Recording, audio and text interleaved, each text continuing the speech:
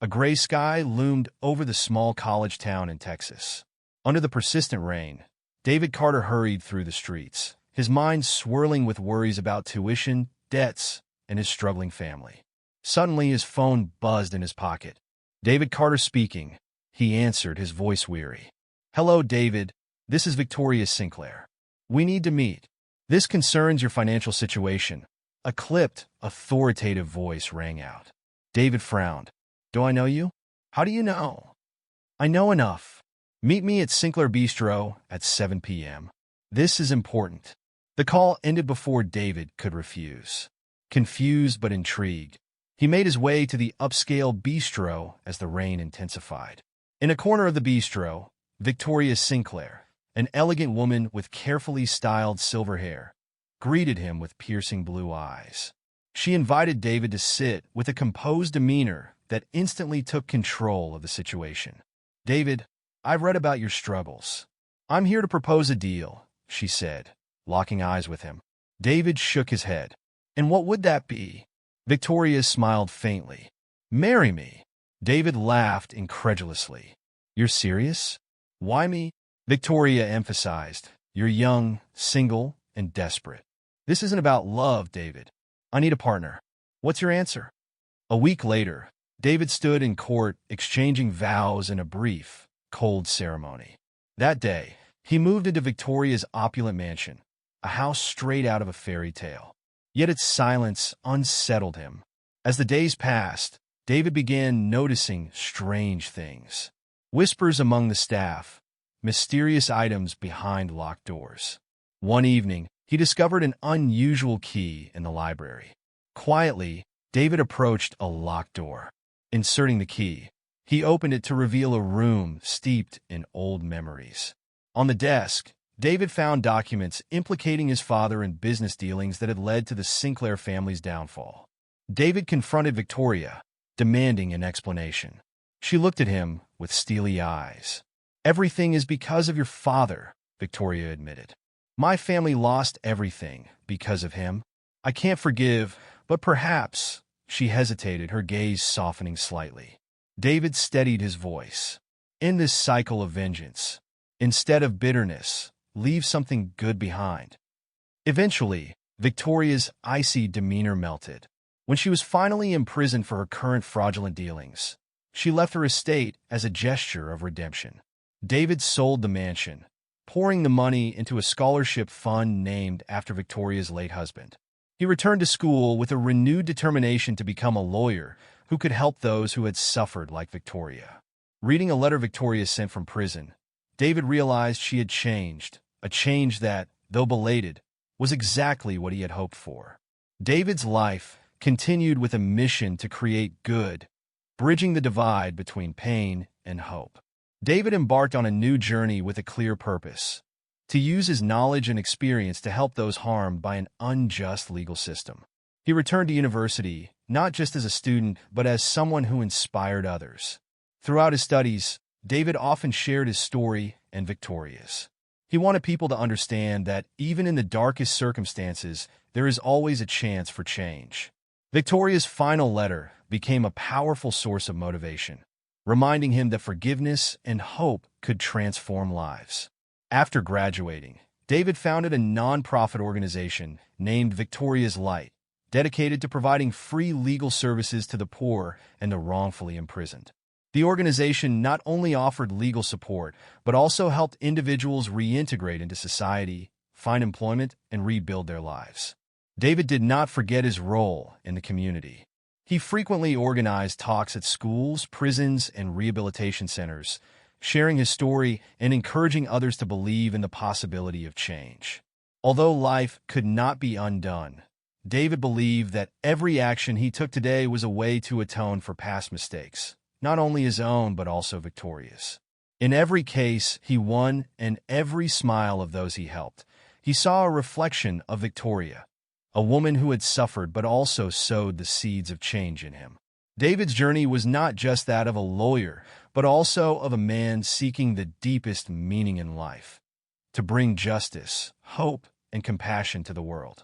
As the years passed, the Victoria's Light organization grew stronger, becoming a symbol of justice and compassion. David not only fought for justice in courtrooms, but also expanded the organization's activities to include legal education and job opportunities for those who had made mistakes in the past. He believed that a community could only truly thrive when everyone was given a chance to right their wrongs and move forward. One day, during a return visit to the university he had attended, David was invited to teach a special course on law and compassion. He taught not only theoretical knowledge, but also shared deeply emotional real-life stories from his journey, including Victoria's story.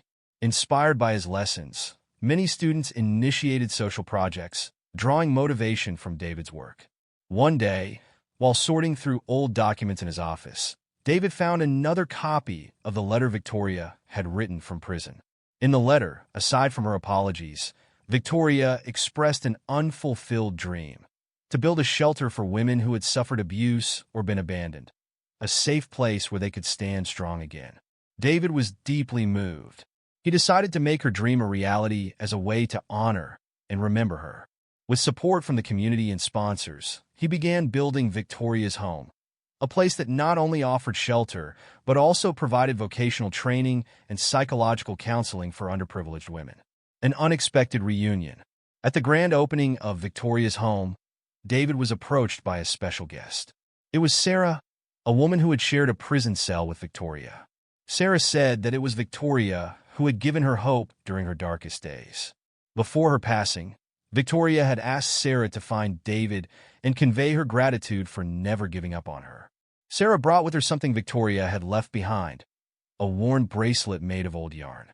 On the bracelet, Victoria had carefully woven a small message: forgive and love.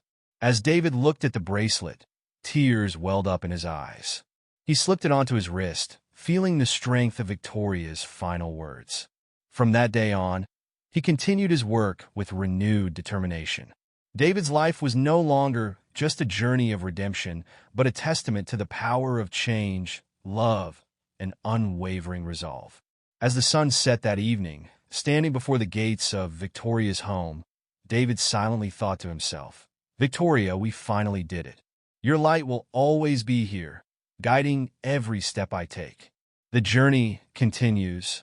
David kept writing his story, a story with no end, as the light he and Victoria had created would continue to shine through the lives they touched and saved. The mission to spread the light. After Victoria's home became operational, David realized he was standing at a larger crossroads, not just helping disadvantaged individuals, but changing how society perceived justice and forgiveness. He began organizing workshops involving leaders, lawyers, and educators to discuss legal reforms and support for vulnerable communities. One of his initiatives was the Victoria Program, which brought together young lawyers and law students to participate in free legal aid projects in impoverished areas. He taught them not only legal knowledge, but also the importance of compassion and social responsibility. David also collaborated with filmmakers to produce a documentary about Victoria's life and his own journey. The film, titled Light from the Darkness, premiered at several international film festivals, capturing public attention. It told not only Victoria's story, but also emphasized the significance of forgiveness and second chances in life. A life-changing encounter. One day, during a speech at an event, a middle-aged woman stood up from the audience. Her eyes were filled with tears as she slowly walked toward the stage. She introduced herself as the mother of one of the victims in the case involving Victoria. "David," she said, her voice trembling, "I used to hate Victoria and everything she did. But today, after hearing your story and seeing what you've done, I've realized that hatred brings nothing but pain. You've helped me understand that even those who've made mistakes deserve a chance to change. Thank you for bringing light, not just to them, but also to me." The room fell silent, then erupted into applause. David felt that his story was not only helping those in need, but also healing the deepest wounds in the hearts of those who had been hurt. Building the future, David continued to expand the work of Victoria's Light. He established branches in several other countries, each carrying the mission of the organization, bringing hope and opportunity to those society had forgotten. 5 years later, At the anniversary celebration of Victoria's home, Sarah, the former cellmate of Victoria, had become the executive director of the home. Sarah had helped hundreds of women regain their confidence and start anew. Standing on the stage during the ceremony, David addressed the audience. Victoria once said that even the smallest light can illuminate the darkest path. I believe that light doesn't just lie within me or this organization. It lies within all of us. We can all be each other's light if we choose love over hatred and hope over despair. An open ending. David's journey never truly ended. He continued to work, to fight, and to spread the light. What he and Victoria left behind was not just a legacy, but a reminder that, in every darkness, there is always a spark of light waiting to be kindled.